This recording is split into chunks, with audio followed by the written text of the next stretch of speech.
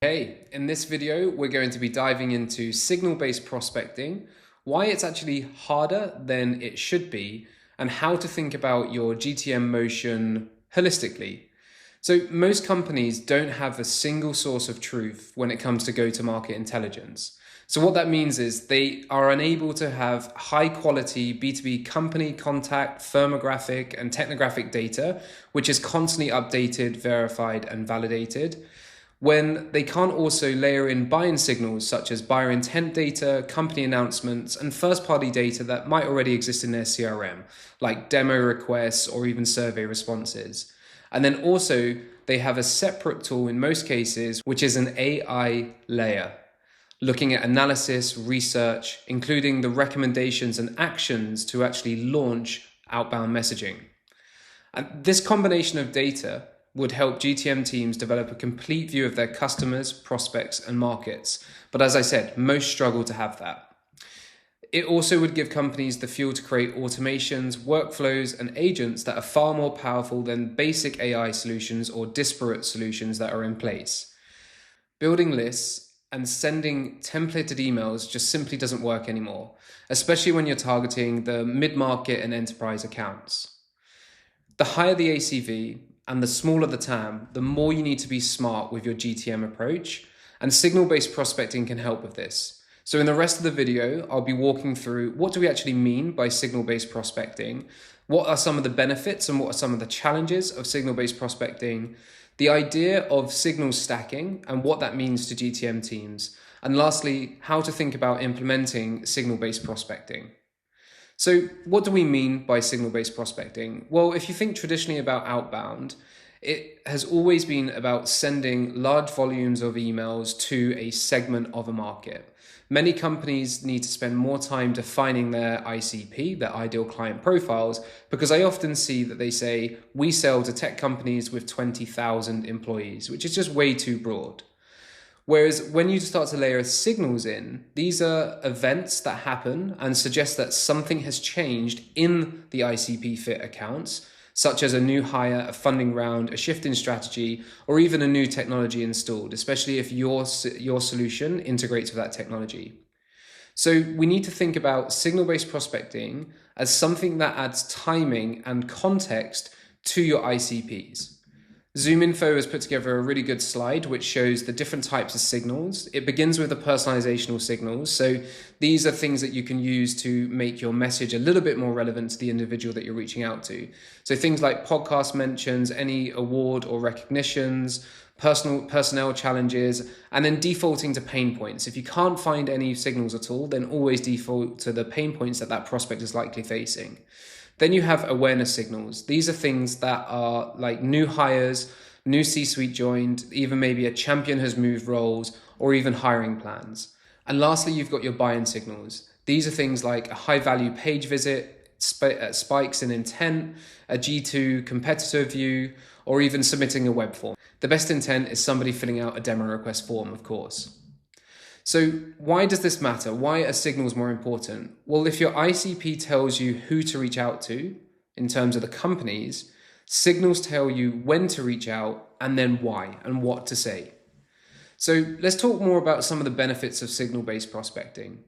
When you run signal-based plays, you'll likely get higher reply rates. This because it increases the relevance of your message, which is likely to get more responses. Your conversations might feel warmer because the messaging matches what's happening right now.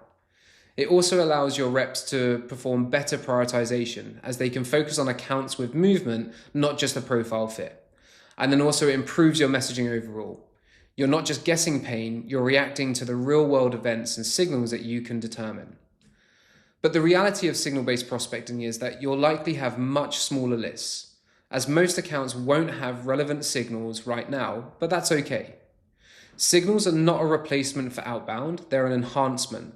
But I think a lot of companies make that mistake and think if I implement signal-based prospecting, I don't need to run any sort of high volume outbound, and that's simply not true. You still need to have foundational campaigns which are based on the personas and the problems that they're facing, which run alongside signal-based plays. And to demonstrate what that may look like, This is from Chet Holmes' The Ultimate Sales Machine. In it, he used a stat which says only 3% of anyone's market, so your target market, are buying right now. And 7% of that market might be open to buying. But the remaining 90% are either not thinking about it, they don't think they're interested, or they know that they're not interested. Now, that doesn't mean that they're never going to be interested. It just means that right now, as of today, they are not openly exploring a solution. So you need to run your signal-based campaigns to capture the top 10%, those buying now and open to buying. And then you want to run your segmented ICP and persona campaigns based on the problems to the remaining 90%. Now think of this like your air cover or awareness campaigns. So we can see how signal-based prospecting complements the normal outbound that you'll be doing to the right ICP and the persona, because not everybody is looking to buy right now. So think about this, signal-based plays are high priority, not your entire pipeline. You might want to start with your activity on the signals first and then move on to the accounts where you don't have the signal data. But it can be really challenging to have all of these signals in one place that's connected to your other tech stack, like your CRM, your marketing automation platforms, and even your sales engagement platforms as well. And most organizations, especially the ones that come to me, are still struggling with this fragmented data. And it gets even more challenging when you introduce the idea of signal stacking. So most signals in isolation are simply not enough to earn a reply these days. Signal stacking essentially allows you to combine multiple signals to increase the likelihood of a reply. This helps you with the prioritization, the scoring, and the sequences that you send. So think that if a company has received funding, they have a new head of sales, and they're actively posting SDR roles, then it's pretty accurate to guess that they're likely building an outbound motion right now or looking to improve that. So if you and your company and your solution can help support with this and improve their results, then you're not guessing with your outreach, you're actually reaching out at the right time. Now, of course, it doesn't automatically mean that they're looking for an external provider, but it does increase the likelihood that they are. So how to implement signal-based prospecting? Well, first of all, you need to define your ICP, your ideal client profile. And I really mean define it. A lot of companies, as I mentioned before, start way too broad, whereas you need to think about how do your different ICPs have segments and what do those segments look like. Then you want to list out the meaningful signals within those ICP segments. And when I say signals, I think about what's happening to these accounts before they need my solution. There are lots of different signals, as we saw in the first slide, but the top tier signals are they've either submitted a form, maybe they viewed your pricing page and you're tracking that data, or they've replied to a sequence or a sequence that you've previously sent. The next tier would be data like hiring, new funding, M&A activity, maybe leadership changes. And then a final tier, if we're just trying to stick to 3 tiers, would be maybe they've got vacant positions. They don't have somebody in role that can help with the thing that you offer. Maybe it's newsletter or marketing conversions to events or webinars that you're running, social media engagement to either yourself or influencers within the market, and even things like industry news and legislation changes as well. These can all be signals, and you would want to stack these signals on top of each other. But as you hear me talk about these different signals, you can imagine that it gets quite challenging to track all of these signals if you're using different tools and systems to track them. So what's the solution? Well, like most companies, they can continue to sticky tape disparate tools together, or they could use a platform like ZoomInfo's GTM Studio. I've been fortunate enough to review GTM Studio recently, and it's essentially like a command center for smarter go-to-market execution. It helps you unify that data with the ability to not only see real-time signals, but actually launch the GTM plays and sequences in reaction to those signals. So it essentially allows you to orchestrate your GTM motion from one system so that you can run more plays at the right moment and convert more pipeline.